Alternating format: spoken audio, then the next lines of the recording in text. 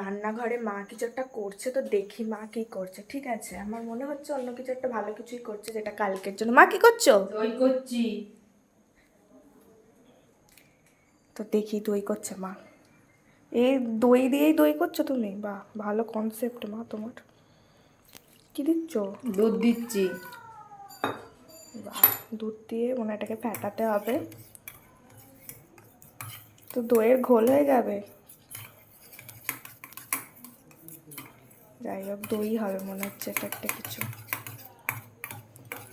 তো ভালো করে এটাকে আগে ফেটাতে হবে মনে হচ্ছে। হয়ে গেছে দই ফেটানো? এবার দুধ দিয়ে দেবো, দিলেই হয়ে যাবে দই। কালকে হবে মনে হচ্ছে এই দইটা। আচ্ছা, সারা রাত রাখতে হবে। ওটা টক দই পাতা হচ্ছে তো। যদি মিষ্টি দই করা হতো তাহলে এটাতে চিনি দিলেই হয়ে যেত কি? চিনি বাতাসা সব দিতে হবে। যাই হোক, মিষ্টি দই এটা যদি হয় তাহলে মিষ্টি দইটা একদিন পাতা হবে। এটা কালকে দেখা যাবে আদৌ দই হয় কি হয় না। তো এইটাকে চাপা দিয়ে রাখতে হবে। দাও, চারটে চাপা দিয়ে রাখতে হবে, মানে গরমে যতটা থাকবে ততটা ভালো। তো কালকে দেখাবো দইটা পেতেছে কিনা, মানে হয়েছে কিনা, পুরোটা বসেছে কিনা।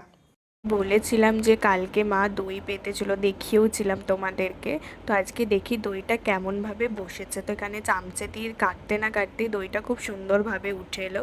তো এবার খেয়ে দেখি কেমন হয়েছে। তো ভালোই খেতে হয়েছে, খুব সুন্দর হয়েছে। আর বাড়িতে এত সুন্দর দই পাতা হয় তো আমি জানতামই না।